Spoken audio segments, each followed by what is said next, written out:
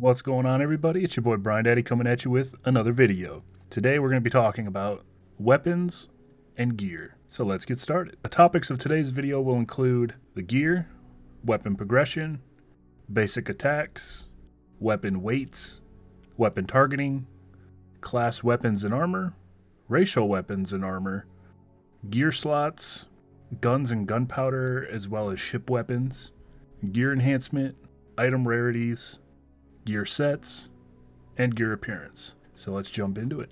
Weapons. Weapons determine a player's damage output alongside other conditions and stats. Choice of weapon type changes the feel, pacing, speed, and other aspects of combat. Further specialization is achievable within the weapon's skill tree. Some ranged or melee abilities require a specific weapon to be equipped, and weapons that are equipped in the character's ranged or offhand slots will automatically be swapped in and out as they're required by the skill. So you don't have to manually do it. If you use a skill, if you have it equipped, it will switch to that weapon, which is a very nice feature. Players can select which weapon they wish to use as their primary weapon for basic attacks as well. The bulk of a weapon's power comes from its crafting recipe and the materials used in its construction. The developers are considering a per-use or consumable that can be applied to weapons that applies certain rider effects to the basic weapon attacks.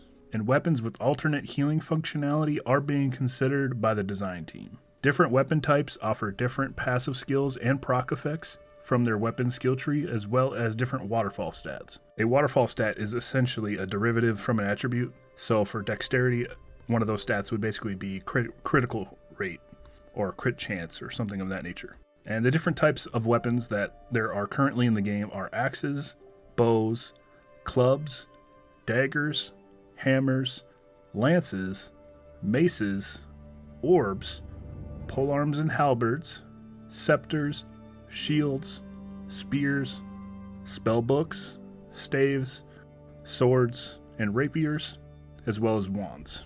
Gear. Gear is weapons and armor, and it is approximately 40 to 50% influence on a player's overall power in the game. This ratio will likely change over time as characters progress through various systems. Weapons and armor are not class locked, but certain classes are more efficient with certain types of weapons and armor. There is no stat requirements for equipping gear, but there are affiliation and level requirements. Specific and necessary crafting materials for higher tier items can only be obtained through the deconstruction of lower tier items. This is designed to keep lower tier crafting gear relevant through progression and across expansions. The bulk of a weapon's power comes from its crafting recipe and its materials used in its construction. Certain higher end weapons and armor will have active abilities, but it is the intention that these abilities will not radically redefine the way an archetype is played. Gear is acquired from a number of different sources such as quests, drops, crafting, legendary bosses, guild-oriented tasks, favor, and unique currencies. Different tiers of gear are accessible based on the character's level, and in general, higher tier gear will be from gear sets. Gear is not subject to the inventory weight limits, and players may access their gear and other completed items in warehouses at any node, regardless of citizenship or housing ownership. Weapon progression.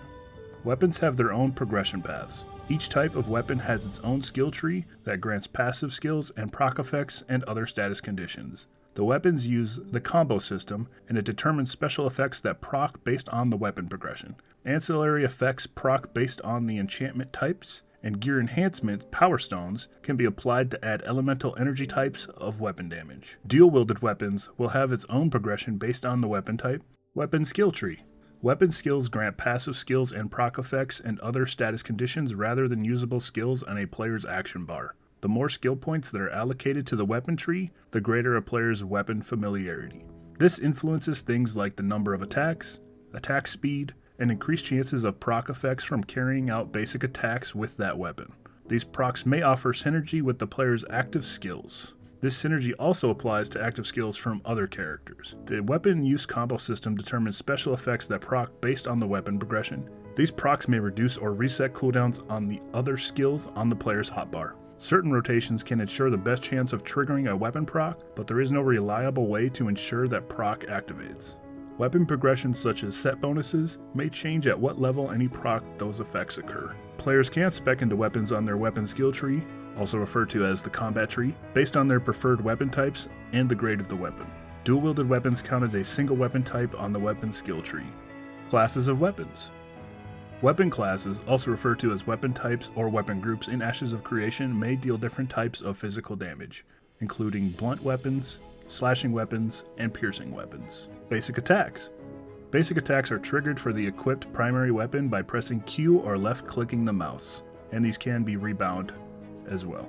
Players can select which weapon they wish to use as their primary weapon for basic attacks. Different weapon types have different attacks, and weapons with projectile attacks are capable of blind firing without having a target. If the player is in action camera mode and their reticle is over a target, they will be able to soft lock onto that target, causing projectiles to home to targets who are within the correct range. Sequences of basic attacks trigger the combat animation montage based on the weapon type. Using a skill other than a basic attack will in general reset the weapon use combo system. Weapon use combo system. A weapon use combo system, also referred to as the weapon attack combo, is utilized instead of the traditional auto attack ability in Ashes. The combo system consists of a sequence of combat animations based on the weapon type referred to as the combat animation montage. You can see that in the above gameplay. And combos are triggered by performing basic weapon types, and the number of steps and passive effects that trigger during weapon combos can be customized in the weapon skill tree. Depending on the class skill choice, these effects will have synergy with the combat montage. Weapon progression such as set bonuses may change at what level these procs occur, and weapon skill choices and rotations will vary based on whether the player is more focused on PvP or PvE. Using a skill or ability other than the basic attack will again generally reset the combo. Weapon weights. Weapon weight refers to how the mass of the weapon affects its performance during combat. Light weapons have fewer restrictions on player agency and motion. Medium weapons exist on a spectrum between light and heavy weapons, and heavy weapons will increasingly lock the player in place during portions of the combat animation. Weapon targeting. Hybrid combat refers to the choice between tab and action combat in Ashes of Creation. A toggleable button, which is defaulted as Z, will allow the player to switch between the two. The action mode camera is tied to the player's reticle, and there will likely be a hotkey when held down that will allow free camera movement while in the action mode. Targeted skills. Targeting skills will require either a soft or hard lock target while in action camera mode, and templated skills will allow blind firing without a target while in action mode if any entity moves within the path that they attack. Templated and targeted versions of skills will have different characteristics. Targeted skills will be grayed out if the target is not within a valid range, but templated skills will generally require the player to assess the correct range for that skill. Different ranks of the same skill can change the skill from tab to action or vice versa.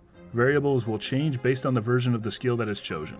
You'll be able to change the damage, charge up time, accuracy, evasion, its crowd control abilities, the cooldown, the energy consumption, and the cost to spec. Also, attack range will likely remain the same as it is driven by the weapon of the skill itself. For the purposes of balance, certain skill types will either be tab or action oriented. They are going to lean hard CCs will be mostly in the action oriented skills, where there's harder skill shots to land, and softer CCs would be housed in the tap target abilities that are just easier to land. Forward attack cone in cleaving. All weapons do have a forward attack cone regardless of being tab or action mode.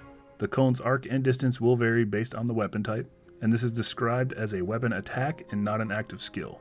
Class weapons and armor. Weapons and armor are not class locked, but certain classes are more efficient with certain types of weapons or armor. Certain abilities will require certain items to be equipped, such as ranged weapons, shields, and two-handed weapons. Racial weapons and armor. Weapons and armor are not race locked, but armor will take on a racial appearance. Racial appearance of gear is focused on armor. Weapons will not change in appearance, but will scale based on the size of your current race. Racial appearance of gear sets is tied to the character model of that race. Let's talk about gear slots. There are multiple gear slots in Ashes of Creation. 3 back slots, which includes a range slot, cloak slot, and a backpack slot. 3 belt slots, which includes your main hand, your offhand, and a potion slot. 8 armor slots, which includes your helmet, shoulder, chests, wrist, glove, waist, leggings, and boot. And 5 jewelry slots with 2 accessories, 1 necklace, and 2 rings. as well as 3 artisan gear slots and 1 artisan tool slot. Choose to equip your gathering tools. There may be a specific slot for musical instruments, but this has not been finalized yet. Gear appearance priority. Players can set the appearance priority for the items they wish to show in their back and belt slots. Only 1 item can show at a time, and that is determined by the player choice. Ranged weapons. A character may equip up to 2 weapons and also wear a ranged weapon on their back. Characters performing ranged abilities will switch to the ranged weapon, and they can switch back to the melee or shield as well. There will be a setting to determine if the ranged weapon or the main hand will be used as your primary weapon for basic attacks. Rangers do not have a minimum distance requirement for using their ranged abilities, and previously it was stated that they might, and some ranger skills will require the bow to be equipped. Melee weapons. Melee weapons and abilities have a maximum range of effect, and there are 2 melee weapon slots, 1 on each side of the character's belt. Dual wielding. Dual wielding will be permitted for selected one-handed weapons. Dual weapons are treated as single items that, when equipped, will occupy both the main and offhand gear slots. There is a limited selection of weapons that can be dual wielded, and shields cannot be dual wielded, and greatswords also probably won't be able to be dual wielded. Switching gear. It is possible to store and swap gear loadouts with a single hotkey button press when out of combat. Artisan gear and adventuring gear do not need to be swapped for either to be effective when they are equipped on a character. Switching gear is possible while in combat, but armor cannot be swapped while in combat. Guns and gunpowder. Gunpowder weapons will not be present in Ashes, but ships will utilize a larger form of a potion launcher in place of cannons, and these cannons will be able to be equipped with different potions that have different effects. Weaponry such as potion launchers, siege weapons, and weapons used in naval combat are based on the arcane arts, the elements and evocation magic, and the use of radiance and darkness. Ship weapons. Ship weapons are used for both naval PvP and PvE. There will be projectile weapons that require leading the target and predicting the movement of the opponent. The faster the projectile, the weapons that have shorter flight times and thus require less prediction, such as harpoons, which impacts a target within 1 or 2 seconds. Gear enhancement. Gear enhancements are possible both during and after an item is crafted. Crafting recipes can be enhanced by adding higher rarity or different crafting materials into their selectable crafting slots at crafting stations. Enhancement scrolls and tempering allow gear to be enhanced post-crafting. The bulk of a weapon's power comes from its crafting recipe and the materials used in its construction. Enchanting. Enchanting is not an artisan profession in its own right. Scribes create scrolls that can be utilized by different professions to create enchantments relating to that profession. Enchantment scrolls can be sold on the open market, and enchanting does not increase the item's level requirement. Power creep. The developers intend to limit power creep via item sinks, the lack of gear binding, and the absence of pay to win, or pay to convenience in Ashes of Creation. And power creep is a very important topic, and I believe that they're utilizing the right steps to minimize it, and we will see how it works when the game is released. Item rarities. The item rarities in Ashes of Creation are poor, common, uncommon, rare, heroic, epic, legendary, and artifact. Legendary items.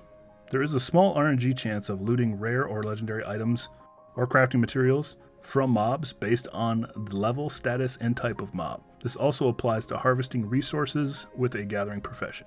Certain legendary items may be limited to 1 per server at any given time. If the player character leaves the server, then the item will become available for acquisition through whatever means it was required previously. A legendary weapon is easily distinguished by its visual appearance, and legendary items are not intended to be temporary. A notable exception to this is the royal mounts. Gear sets. Gear sets, also known as tier sets, are a part of Ashes of Creation. In general, higher tier gear will be from gear sets, and players gain bonuses depending on the number of tier pieces they have equipped.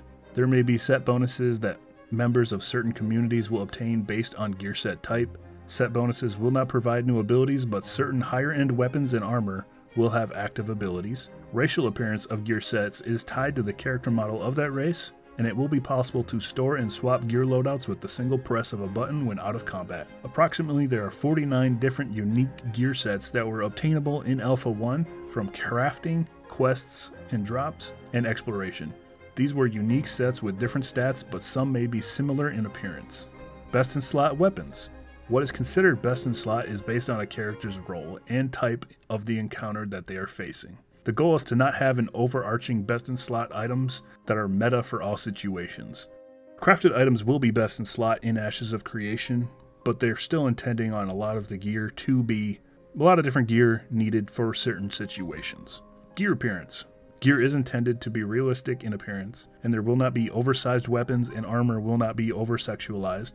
It will be more realistic. Armor will take on the racial appearance, and weapons will also scale based on your race. The appearance of crafted gear is influenced by its rarity, and crafters are able to influence what their crafted items look like based on their items that they use. Cosmetics can be used by all races, but there may be slight variations to make them work with the body builds of each race. Dye cosmetics can be used to change gear colors. Helmets can be toggled on and off, and hair will likely be masked if a helmet display is toggled on. Weapons are also able to be sheathed. Appearance slots and transmogs. Gear will have appearance slots that are used to copy the appearance of an item. There are rules when applying cosmetics to specific items, unlike costumes which don't have level restrictions. Cosmetic slots can be toggled on and off as well by the player. Alrighty, ladies and gentlemen, I know that was a bit of a longer one. Thank you guys for tuning in. If you found this weapons information helpful, don't forget to hit that like, subscribe, and share, and I'll catch you guys in the next video. Peace!